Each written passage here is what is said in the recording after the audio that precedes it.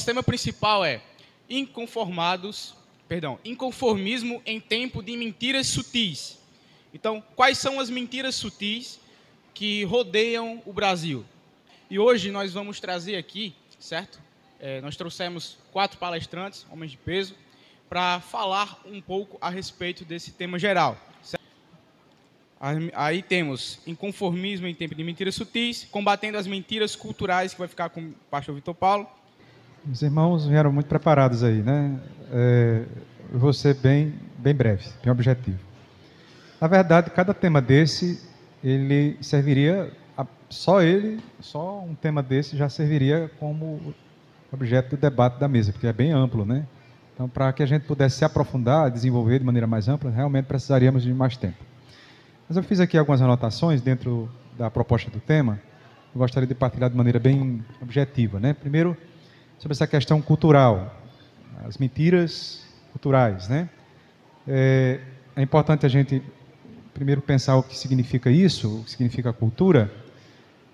Grosso modo, nós podemos entender a cultura como um conjunto de conhecimento, de valores, de crenças, de símbolos, de hábitos, de linguagem, de filosofia, psicologia, enfim, de crenças de modo geral, né? Que caracterizam movimento humano, grupos humanos. A origem do termo vem do latim, que significa cultivar, cuidar. Inicialmente estava ligado ao cultivo da terra, e aí a gente lembra quando Deus manda Adão cultivar a terra, né? Isso tem a ver com a questão cultural, e depois passou a aplicar também ao cultivo do espírito e da vida em sociedade. Então, nós somos pessoas que construímos culturas, e essas culturas elas vão se alterando à medida que o tempo vai passando, né? E a gente precisa constantemente estar lendo ela a partir daquilo que nós entendemos ser a revelação de Deus para nós. E diante da cultura, eu creio que 2 posturas a gente precisa ter cuidado. Primeiro, a postura do escapismo, que implica em isolar-se da sociedade, evitando qualquer envolvimento com ela. A gente corre o risco de, como igreja,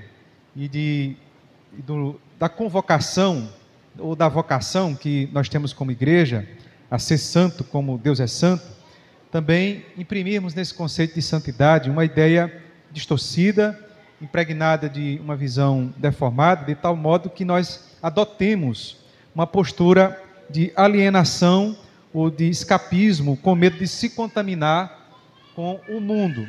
Então a gente pode, nesse escapismo, ou até mesmo nessa expressão não se conformar, né, a gente acabar demonizando tudo que está presente na cultura. E há muita coisa boa na cultura que está construída, né?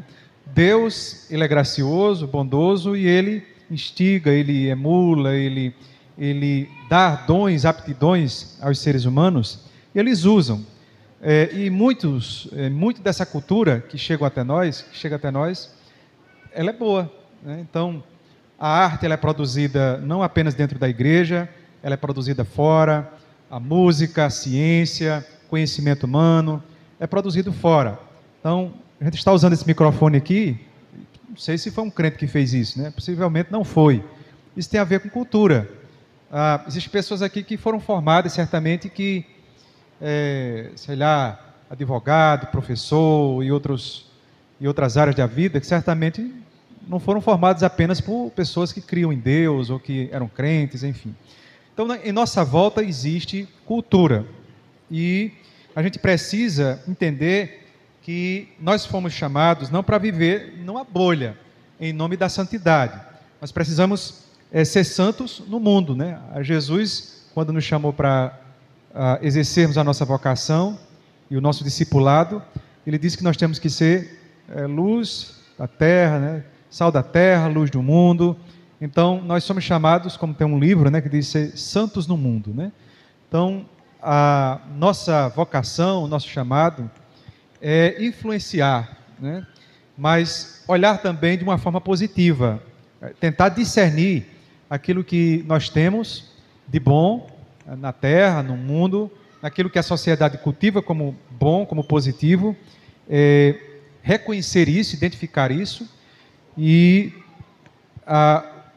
portanto, legitimar, né? E a outra postura equivocada é a postura do conformismo, né? Então, nós temos o escapismo como um risco para a igreja, com medo de se contaminar com o mundo, de se isolar, mas também temos o conformismo, que é a ideia da fé que não quer parecer diferente, né? Que não quer parecer estranho, que não quer parecer antiquado, que não quer parecer desinteligente, que não quer parecer esquisito, que não quer ser criticado, que não quer ser posto em segunda categoria. Então, muitos cristãos, com medo de rotulações, né, de qualificações negativas, eles acabam adaptando. E mesmo alguns cristãos, eles vão acolhendo e aceitando certas ideias, certas crenças, certas afeições que não estão intimamente, de fato, ligados com a fé cristã. E muitos cristãos vão se conformando, vão se amoldando, vão se modelando aquilo que as crenças vão se impondo para eles, né? Justamente por não ter, muitas vezes, um conteúdo mais profundo que faz parte dessa apologética da fé, não ter, ou então por certos temores, por certos medos, vão se permitindo a um conformismo cultural, a crenças culturais, e deixando de cultivar uma contracultura cristã, e vai se envolvendo no mundo, e não são poucas as situações em que há, de fato, uma corrupção, né? Uma corrupção da fé, a corrupção da crença. A nossa cultura, ela está caracterizada por diversos aspectos. Pelo menos os sociólogos, os filósofos, eles costumam caracterizar o nosso tempo com algumas características. Uma, por exemplo, é o pluralismo, que é a tendência contemporânea que ameaça a fé cristã, afirmar que todas as crenças têm igual valor e, portanto, a postura de assumir a ideia de uma singularidade em Jesus é uma postura social, ou, nesse campo, como uma heresia, digamos assim, uma heresia cultural. Então, você que é cristão, se achar que tem uma preeminência na sua fé em relação a Maomé, isso é uma presunção sua, né? Então, você dizer que Cristo tem uma preeminência sobre Buda, isso é uma presunção sua. Todas as verdades são legítimas, têm seu valor, e igual valor. Inclusive, o termo seitas e heresias já é um termo que as pessoas evitam proferir, até mesmo em seminários, porque parece algo ser ofensivo. Você está dizendo que o outro é heresias. Então, em muitos seminários não se fala mais nessa disciplina seitas e heresias, são chamadas de religiões comparadas, filosofia da religião, psicologia da religião, mas vão se evitando cada vez mais expressões que ofendam a sensibilidade das pessoas.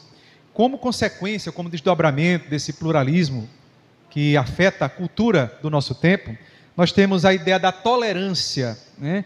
Então, é o conceito, o desdobramento desse conceito contemporâneo, entendido como complacência total, ausência de convicções. Então, a ideia de que você tem convicções muito firmes, absolutas, isso é uma coisa arrogante, isso é uma coisa que soa presunçosa. Alguém diz assim, e eu lembro aqui de uma expressão bem assim, que eu vi desde a época do Chaves, que eu assistia muito a série do Chaves, quando o seu Madruga afirmou algo com muita contundência, e o professor Girafales disse assim: olha, meu caro, ninguém não tem a certeza, somente os idiotas têm certeza de todas as coisas, somente os idiotas têm certeza absoluta das coisas.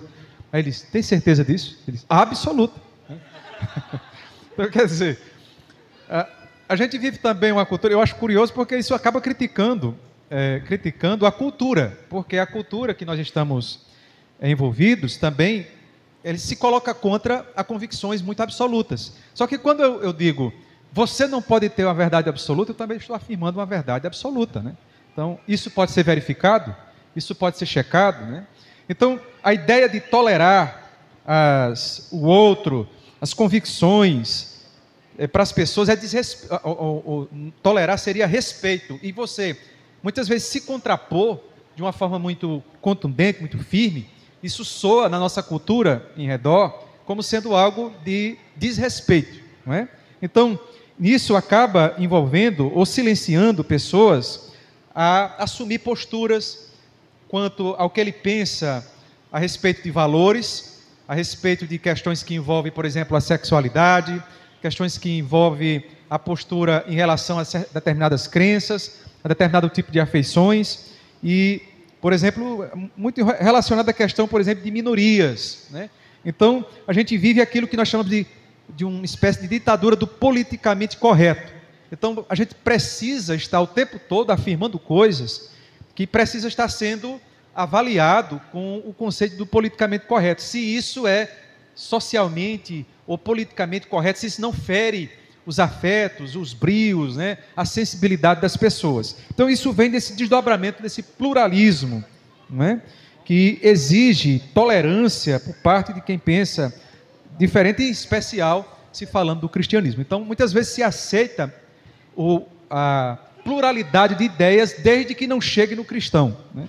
Então, o cristão parece que ele tem um certo problema, e eu não sei aqui certamente alguns na universidade sentem a pressão, que é, já começar do próprio professor, que quando ele vai dar aula, ele já impõe uma contraposição, e você já percebe indiretas, e às vezes bem diretas mesmo, não vem de modo sutil não, vem de modo bem explícito mesmo, ataques frontais ao cristianismo.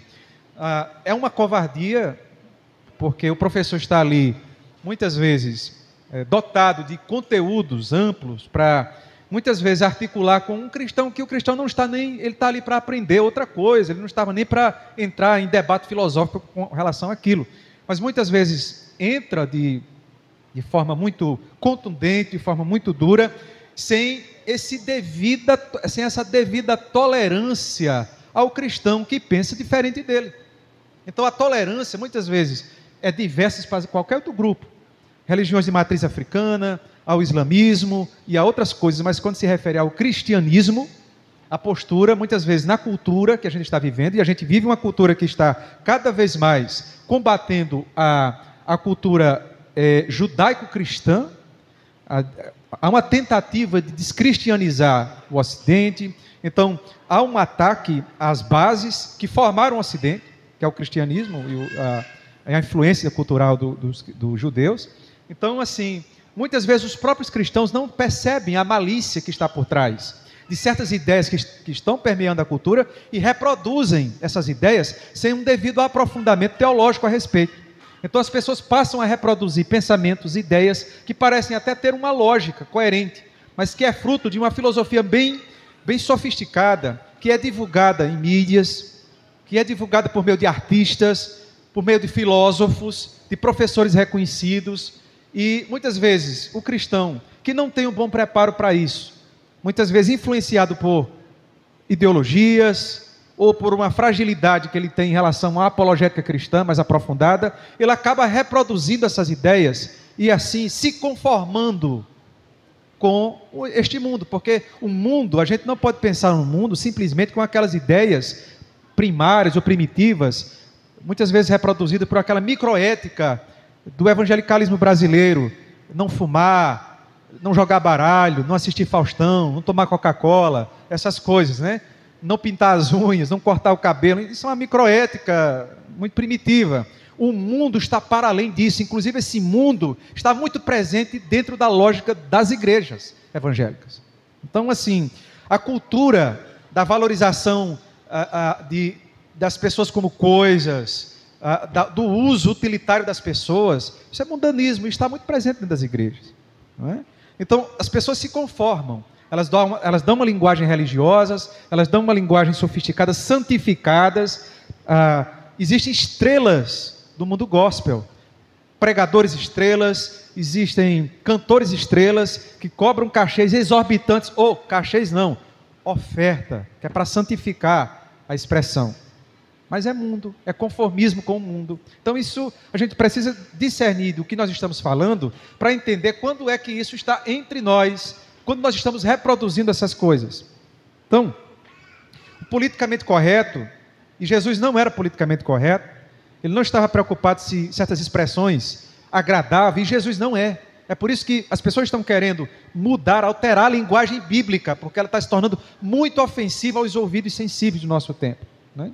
Então, tomar atitudes ou afirmar coisas que venham desagradar as pessoas, como, por exemplo, emitir valores morais sobre o comportamento sexual das pessoas, hoje, você pode ser facilmente tido como homofóbico, como pessoa que discrimina. Você não pode emitir um pensamento distinto, porque você tem uma teologia distinta. Eu tenho que admitir que, de fato, muitos crentes ele não têm a sabedoria e a condição filosófica e teológica para emitir o conceito. Às vezes, em nome de um zelo espiritual, eles acabam indo com muita sede ao pote e acaba quebrando o pote mesmo. Então, eu creio que precisa, de fato, haver uma espécie de cuidado na forma como se coloca, na forma como se expressa, de um preparo. Eu não acho que todo mundo está preparado para estar em comunicação de massa, para falar de temas como o homossexualismo, com a questão do aborto, enfim, essas questões polêmicas, porque, de fato, são temas que têm elementos muito tensos, muito sensíveis, e que precisa de uma condição um pouco mais profunda, sensível, tanto com a cultura que está em volta, como com a teologia, com aquilo que o cristianismo de fato afirma. Porque eu posso estar afirmando coisas que a Escritura não está afirmando, né? E em nome desse zelo, em nome dessa santidade, ou em nome dessa inconformidade, eu corro esse risco também. Então, de fato, eu não posso me conformar, mas isso não pode ser de qualquer forma, de qualquer maneira. Paulo, quando ele chega no Areópago, e ele vai pregar naquele panteão de deuses, embora ele não admitisse o politeísmo, ele entendesse que aquelas pessoas elas estavam imergidas ali no politeísmo, na idolatria, ele não chega de carrinho quebrando as pernas das pessoas. Ele procura um ponto de contato, ele procura pontes, ele percebe que ali há filósofos, ele percebe que ali há pessoas que têm certas compreensões, e ele percebe um altar oferecido a um Deus desconhecido. Opa, a um Deus desconhecido. Eu conheço um Deus que eles não conhecem. Então ele pega uma ponte ali, e ele, a partir da filosofia dos epicureus, daqueles que estavam ali em volta, ele sabia, e ele cita filósofos, lá em Atos 17, quando você lê, você vai perceber, quando você lê os textos ali, você vai observar que Paulo, tanto ele consegue pregar, desconstruindo a superstição, a idolatria daquelas pessoas, como mostrando tanto a validade, como a neutralidade de certas lógicas filosóficas daquele tempo. Então você percebe que há alguém que tem um preparo e que soube lidar com o conceito vigente da sua cultura. Então assim, a gente precisa entender, o cristianismo ele não vai ser aceito. E há um risco muito grande de a gente conseguir ser aceito, e a gente está conseguindo muito. Em nome da estética, nós usamos muito estética, nós conseguimos usar neurolinguística, nós estamos usando técnicas de persuasão, as igrejas estão ficando ninja, os pastores estão ficando ninja, eles estão conseguindo convencer as pessoas, não estão mais precisando de Espírito Santo mais não. Para que Espírito Santo, né? As igrejas todas preparadas esteticamente para que as pessoas não se sintam agredidas, que elas não se sintam em igrejas, que elas se sintam em qualquer outro lugar, senão em um ambiente sagrado. Então as igrejas têm que se parecer muitas vezes com boates. Eu não estou aqui criticando a validade, nem desconsiderando o fato assim, de que se as pessoas são crentes ou não. Não estou entrando nesse mérito, eu estou mais assim, entrando no mérito da questão do porquê nós estamos reproduzindo tantas coisas. Será que isso não é fruto de uma emulação cultural, que nós estamos com medo de nos contrapor a ela, e estamos nos deixando levar nessa corrente, não é? Então, assim, é preciso que a gente reflita, porque essa cultura não precisa estar fora da igreja para nos modelar, não. Ela muitas vezes pode se infiltrar e estar dentro da própria igreja. Então, a ideia da tolerância, a ideia do inclusivismo, né, em que é um conceito aí característico da pós-modernidade, que surge do multiculturalismo e busca dar espaço a todas as culturas, raças e minorias, que antes tidas como oprimidas, e embora isso traga benefícios, como o combate à discriminação, a valorização cultural, apresenta risco ao eliminar juízos morais e religiosos em nome da convivência harmoniosa Esse pensamento afeta a interpretação bíblica, orientando a partir de agendas de minorias, como a agenda de teologia da libertação, feministas, negras. Então as pessoas começam a olhar para a Bíblia e ela não busca mais a Bíblia para ler a cultura, mas é o contrário. Questionar a postura bíblica. Então, a Bíblia é feminista, a Bíblia é machista, a Bíblia é dito mais que é machista, né? A Bíblia é machista, a Bíblia é elitista, ou ela é de brancos, enfim. Eu vi um cantor famoso dizer que cantar aquele hino na igreja, alvo mais que a neve, é uma expressão discriminatória, né? Um cantor evangélico famoso. Então, por que é que uma pessoa precisa dizer um negócio desse, né? Ou se sente livre para dizer isso assim num ambiente, né? E o cantor, na verdade, o poeta, ele apenas expressou uma profecia bíblica, né? de um profeta bíblico. Então, você percebe que isso é fruto desse multiculturalismo, dessa tentativa de incluir tudo. Jesus, ele não é inclusivista, ele é acolhedor, que é diferente, não é inclusivista, ele é exclusivista. A afirmação de Jesus dizer, eu sou o caminho e a verdade e a vida, e ninguém vem ao Pai senão por mim, isso é politicamente incorreto, irmãos. Isso pode soar como presunção, como arrogância e intolerância. Só que nós somos cristãos. A nossa afirmação, ela tem que ser baseada na iluminação e na revelação bíblica. Evidentemente que a gente tem que ler a Escritura e perceber os elementos culturais que estão presentes ali. Sim, a hermenêutica, que é a ciência da interpretação bíblica, ela nos ajuda a ler, a buscar discernir a exegese, a entender quais são os elementos que estão presentes ali, que imprime cultura, e que a gente precisa ler o símbolo, o valor, a ideia que está por trás. Por exemplo, a ideia do véu. Usar véu, qual era o significado, o símbolo representado quando Paulo manda as irmãs de Corinto colocar o véu? É preciso a igreja hoje usar véu? Bom, tem a congregação cristã que diz que sim, mas a maior parte das igrejas evangélicas dizem que não. Somente a igreja cristã e o judaísmo usa, né? Ortodoxa. Então, assim, a gente entende que isso é fruto de um elemento cultural, porque não foi reproduzido, né? E entende qual é o significado que está ali. Então, a gente precisa, de fato, ler qual é a cultura que está por trás de algumas ideias. No entanto, a gente não pode, em nome de certas crenças atuais, tentar desconstruir aquilo que são construções teológicas. Por exemplo, a submissão da mulher ao homem. Não, isso é um machismo. Não é. A lógica, hoje, se a gente for assumir nesse sentido, nessa perspectiva, a gente vai ter que desconstruir algo mais profundo. Por exemplo, a submissão da igreja a Cristo. Porque a lógica, quando Paulo vai desenvolvendo, ele fala da submissão de Cristo ao Pai, a submissão da igreja a Cristo, a submissão do homem que é o cabeça a Cristo e a submissão da mulher ao homem. Só que em nome desse politicamente correto, desse inclusivismo, as pessoas vão começando a ter medo de assumir crenças que soem ofensivo e começam a adaptar-se a essas crenças, né? Então nós temos o relativismo ético, o relativismo moral, que é outra marca do nosso tempo, a ideia de que você não pode dizer que algo é mal, algo é ruim, rejeita a ideia de valores morais absolutos, afirmar que algo é certo e errado varia de cultura para cultura. Então você dizer que algo é pecado,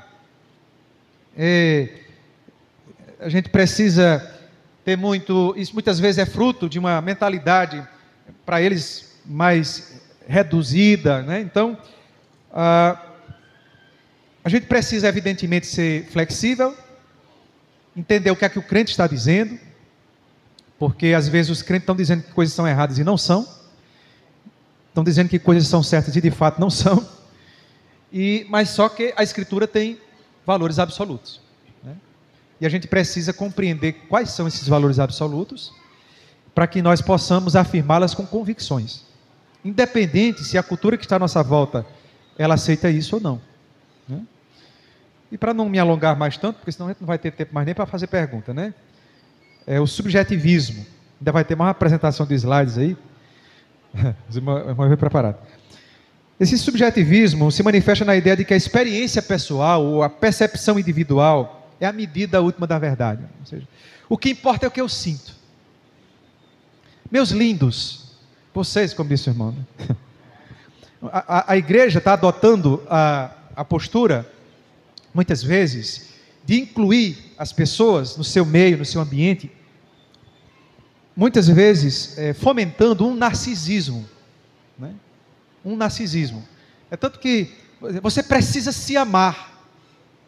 Tem a ver com autorrealização, né? Na autorrealização. Você precisa se amar, mas a Bíblia diz que você já se ama. Na realidade, a gente precisa renunciar a si mesmo. O convite do discipulado é o contrário. Na verdade, não existem 3 mandamentos, existem 2. Amarás o Senhor teu Deus. John Stott diz isso, né, no livro. Ele diz assim: amarás o Senhor teu Deus, todo o seu coração, toda a sua alma, e ao próximo como a ti mesmo. Aí ele diz, são 2 mandamentos. E o maior, ele não disse que são 3. Jesus disse que a gente tem que amar a si mesmo. Ele não disse que a gente tem que amar a si mesmo. Ele já parte do pressuposto que a gente ama a si mesmo. Mesmo, e a psicanálise sabe disso, mesmo aquela atitude, aquela postura de vitimismo, de autodesprezo, no fundo é um narcisismo. É um narcisismo patológico.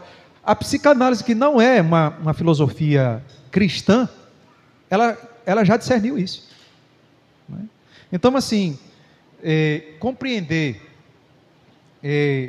a ideia do subjetivismo que está presente em nossa época é muito importante, porque isso está muito em voga. O que importa é que eu sinto. Se eu me sentir um cachorro, eu tenho que respeitar. Ele é um cachorro. Eu não posso nem dizer que ele é um ser humano. Não respeite. Uma jovem, saiu no jornal e tudo, uma jovem, esqueci agora qual foi o país, ela se recusou em sala de aula a acatar a ideia de que a amiga dela, colega de classe, era um gato, que ela disse que era um gato. Não era uma pessoa, era um gato. Ela disse, não, você é uma pessoa, você não é um gato. Óbvio, né? É uma coisa óbvia. O professor repreendeu duramente a colega que não aceitou o fato, a realidade de que a colega não é um gato. E não é. Bota ela para comer um rato, para ver se ela come. Ela não vai comer um rato, ela quer comer biscoito, quer comer bolo, ela não quer comer um rato, né? Igual o sujeito que foi pego na negócio da Blitz lá, na americana, o cara disse que era um gato, estava dirigindo um gato, disse que era um gato, estava dirigindo um carro lá, aí ele disse, o senhor é um gato? Ou era um cachorro, não lembro agora direito bem qual era o animal, ou era um cachorro, era um gato, só que o guarda foi esperto e disse, bom, na nossa legislação, a gente não aceita cachorro e gato dirigindo, para começar.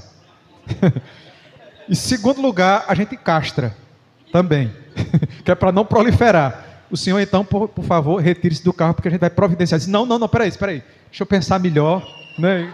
No instante mudou, né? A realidade se impôs na hora, a revelação chegou, não é? Então, assim, a gente vive esse subjetivismo que quer nos convencer de uma mentira, mas que as pessoas querem acatar como verdade.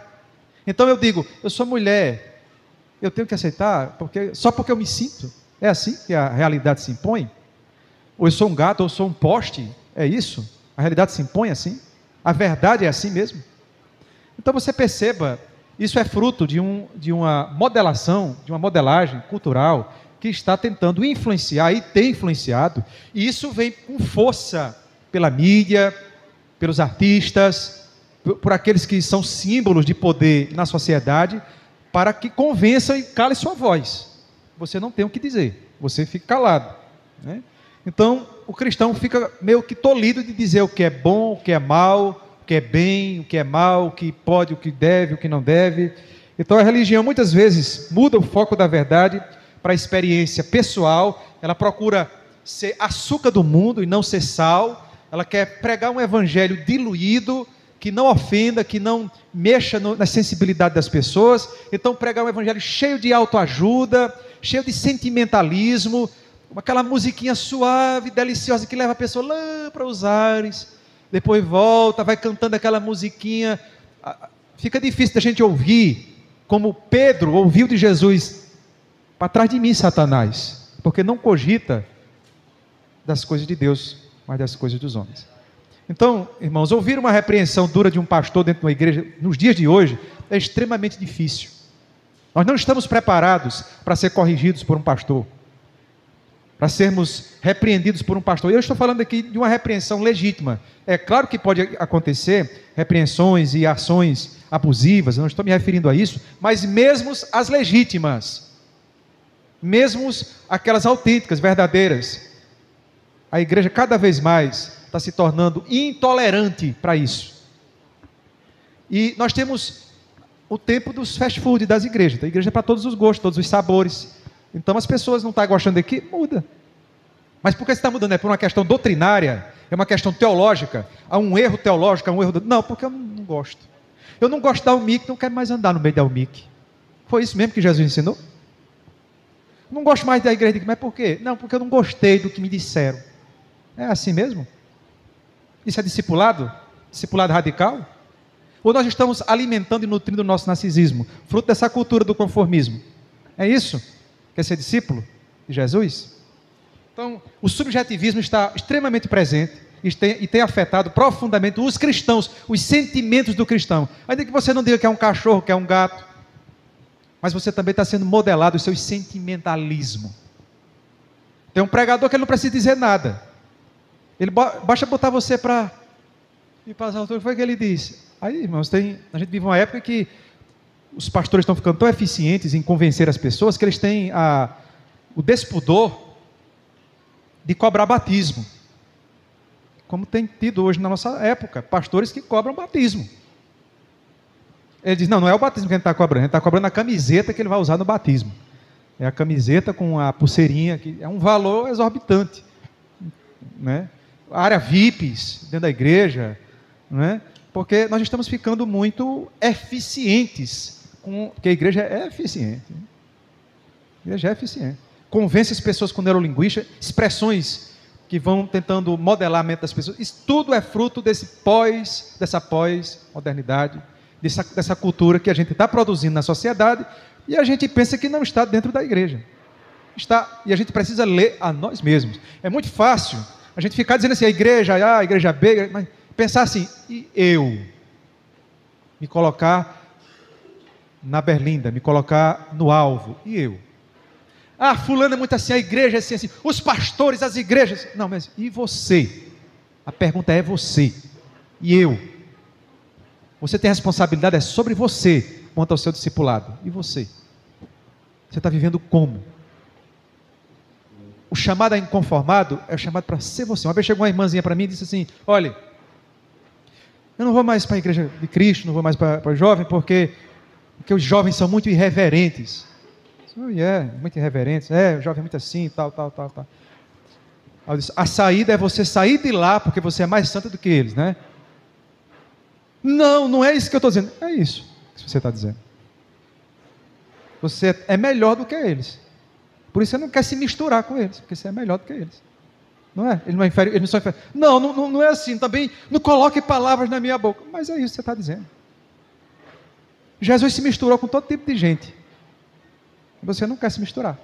Você quer os seletos, você quer os puros, você quer buscar uma religião pura. E vou dizer uma coisa, na hora que você encontrar uma, na hora que você entrar lá, vai ficar impura. Porque nós somos impuros. Então nós temos os nossos disfarces, nós temos as nossas justificativas, as nossas desculpas esfarrapadas. A gente santifica elas, a gente justifica elas com uma linguagem mais bonita, politicamente correta, mas ela é mundana. Ela é mundana. Nós estamos conformados a ela. E vou encerrar. Vai perguntar pronto. É um temazinho polêmico.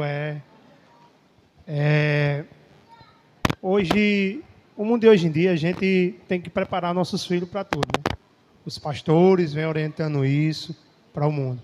Mas, ultimamente, tem sido debatido muito, tem sido passado muito por pastores que a gente devemos preparar os nossos filhos para enfrentar o caminho das universidades.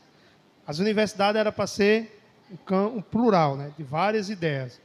Porque hoje nós temos que preparar os nossos filhos como cristão para chegar até a universidade. Por que que eles por que que eles combatem tanto o cristianismo dentro das universidades? Essa é uma resposta complexa, né? Assim, eu acho que envolve vários fatores. A gente poderia falar, por exemplo, do aspecto antropológico afirmando que o homem ele resiste a Deus mesmo, né? O homem ele está corrompido. A nossa visão, como o irmão Eric citou, de forma sintética, a ideia da criação, da queda, da redenção e consumação, né? Nós vivemos uma realidade de queda. Nós vivemos em um mundo caído, um mundo que está numa postura de rebeldia contra Deus. Isso numa observação mais geral, né? Um segundo ponto que eu enxergo é que eu vejo também a predominância de uma certa vertente mais ideológica. Então, essa vertente ela pode assumir pontos estratégicos no aspecto cultural que acaba exercendo uma força maior do seu pensamento. Então, no caso das universidades, acho que é bastante evidente de que essa postura mais voltada a esse pensamento da desconstrução da visão judaico-cristã, ela está predominante. Então, por causa disso, por causa da história do nosso país, no caso, embora em outros países também existam, mas existem outros países que essas situações são mais amenizadas.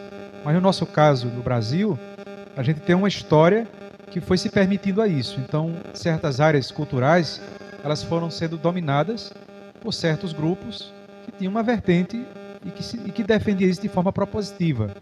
E que dominou de maneira sutil e acabou sendo uma predominância no nosso Brasil. Então, é muito frequente, é muito comum nas universidades a gente enfrentar grandes desafios relacionados à fé. Que isso não é necessariamente algo ruim. Isso até, às vezes, é bom, porque, assim, provoca e mostra até que ponto nós cremos de fato, ou mostra qual é o nível de profundidade, de densidade daquilo que nós dizemos que cremos. Muitas vezes as pessoas, por causa disso, elas acabam assumindo uma postura de uma maior pesquisa, de um maior estudo, de uma maior pergunta. E os próprios pais começam também a se preocupar com os filhos, porque alguns deles, por muito tempo, transferiram a educação dos filhos para a universidade, para as mídias. Hoje, muitos ainda continuam nessa postura. Se não acordar, vão perder, como algumas famílias têm perdido seus filhos. Os filhos se colocam contra os pais. Essa postura de que toda autoridade está sob júdice, toda autoridade tem que ser questionada. Nós vivemos assim, né? Assim, você não pode mais se colocar como autoridade. Então, o professor sofre, a família, os pais sofrem em questão de autoridade. Qualquer ambiente que exista uma hierarquia, uma alusão a uma hierarquia, autoridade, isso é atacado. Então, isso tem um porquê filosófico por trás, tem razões, tem crenças por trás, que é fruto de uma ideologia que permeia, que predomina e que acaba exercendo esse poder, né? Que isso mas se fosse outra também, exerceria também da mesma forma. E para o cristão, cabe exatamente ele fazer essa leitura de forma coerente com a revelação da Escritura para ele compreender. Então, eu vejo que existe essa questão da queda humana, mesmo que não houvesse, de outra maneira, existiria a resistência, mesmo que não fosse do ponto de vista mais ideológico, existiria porque o coração do ser humano é mau e ele resiste a Deus. Então, ele vai buscando meios, subterfúgios, para sempre estar resistindo a Deus. Se não é dessa forma, ele vai buscar outra, né? Mas sempre buscando resistir a Deus. Então, por isso que a Escritura vai falar disso, mesmo quando nem essas ideologias eram tão sedimentadas assim, como ensina o teu filho no caminho que deve andar e quando crescer ele não vai se desviar dele. Então, é função dos pais orientar a criança, os filhos, a família, incutir a crença, a fé, os valores, papel da família, né? Desde o seu nascedor, desde a sua origem. Okay? Amém. Quem é que tem a pergunta? Pode. Amém. A graça e a paz. Para pastor Vitor, o irmão citou aí que dentro da teologia já está bem mais avançado, mais ou menos, foi o que o pastor falou, a parte dessa vivência de hoje do futuro da igreja, apostasia, né? Se eles proíbem, né, muitas coisas do que Jesus disse, sim, sim, não, não, e nós não podemos falar lá como professor, é porque lá eles estão preparando para o futuro da igreja ser isso, né? Apostasia, porque lá o sim, sim, não, não está sendo proibido. Mais ou menos isso, pastor? O caso da pergunta é se isso prepara a apostasia da igreja? Você Sim, diz isso, porque é? se já está proibindo lá muitas coisas da palavra, né? Você falou assim, que muitas coisas você não pode mais falar, Sim, sim. biblicamente. Aham. Vai ter coisas que...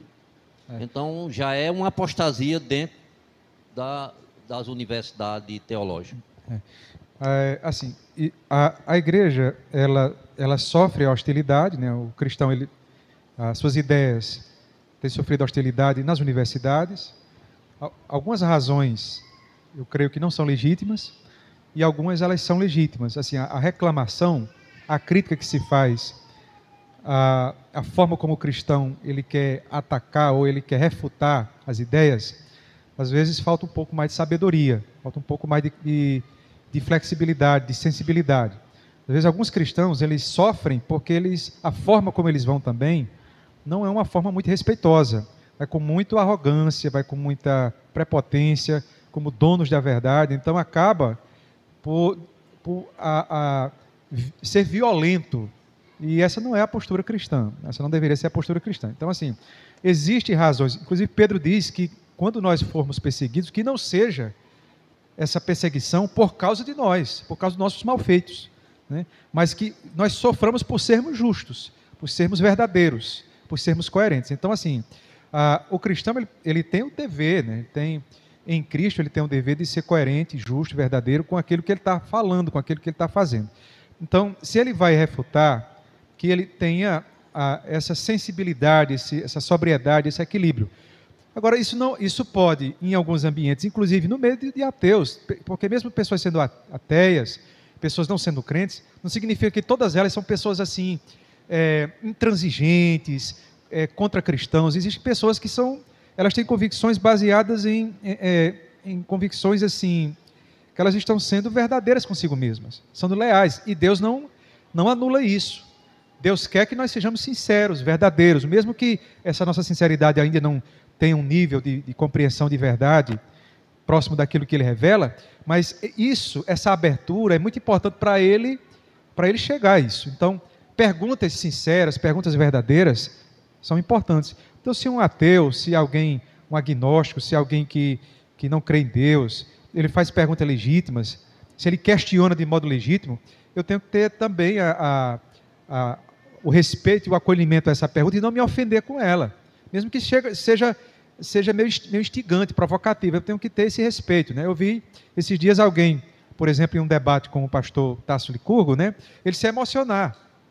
E um cara muito crítico da religião, um sujeito que, não sei se ele se tornou agnóstico, mas ele não é mais cristão, já deixou de ser cristão, e ele questiona. Só que a postura do Tassos, a forma como ele colocou, a maneira como ele acabou debatendo, acabou criando também um ambiente que favoreceu o acolhimento da verdade.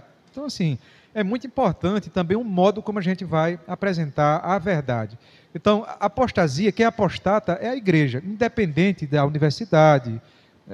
Isso faz parte da maldade do nosso próprio coração. Nós resistimos a Deus, nós somos seres humanos rebeldes. Quem? Todos nós. Mesmo o cristão legítimo, verdadeiro, que o Espírito Santo está dentro dele, existe, como Paulo disse, uma lei que opera dentro de mim, que atua contra a lei do meu entendimento, de modo que o bem que eu quero fazer não faço e o mal que não quero, isso faço. Então, sinais da rebeldia, elementos da rebeldia, estão presentes dentro de nós, dentro da nossa natureza.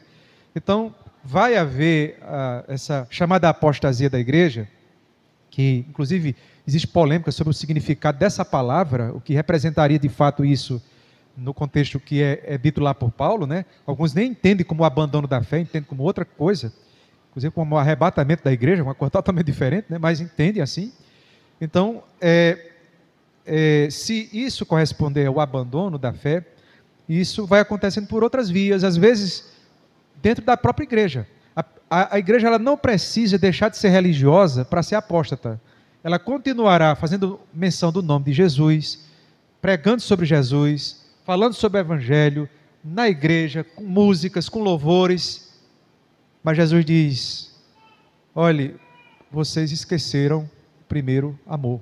Arrependa-te e volta à prática das primeiras obras. antes que eu venha e retire vosso candeeiro. Ali não está falando de prática de imoralidade, nem de que são ateus, não estão falando para a igreja cristã.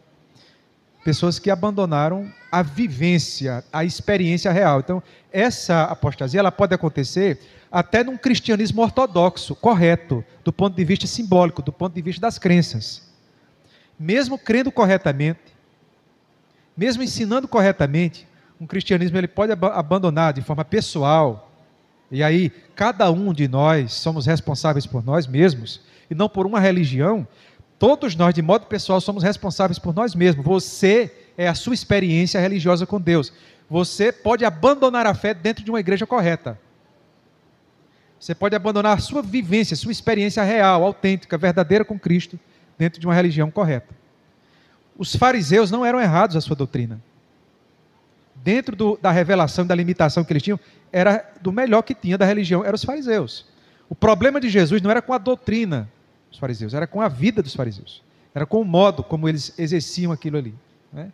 Então, o cristão ele pode abandonar a fé, mesmo que ele não abandone, inclusive, a ortodoxia. Então, a heresia ela é muito mais do que um conjunto, eu entendo dessa forma, do que simplesmente um conjunto de símbolos corretos, ortodoxos. É possível viver uma fé social apenas. Uma fé de conformidade à superficialidade dela. Como aquele jovem rico. Aquele jovem rico não tem nenhum problema externo. Assim, do ponto de vista externo, da religião, você não tinha o que acusar ele. Agora, Jesus, quando ele vai apontar, ele está apontando coisas profundas. Está para dentro. Ele aponta o abandono real, existencial, daquele jovem com Deus. Que não tem como você identificar isso pela via meramente do texto escrito externo. Entende? Assim, você não, a Bíblia não diz que todo mundo que é rico tem que abandonar o dinheiro, jogar o dinheiro, né, com os pobres. Mas para ele diz. Você percebe que a coisa é mais profunda do que o que a gente imagina? Né? Para alguns não precisam, mas para ele precisou. Porque aquilo fazia ele apostatar da fé verdadeira. Então tem coisas que para nós, mesmo que sendo legítimas, elas podem ser uma interferência na minha experiência real e verdadeira com Cristo. Entendeu? Então a apostasia é muito mais do que essas questões simbólicas do abandono de crenças verdadeiras, que é também uma parte, mas não é só. Eu estou só aproveitando a pergunta para abarcar a coisa de uma forma mais ampla, né?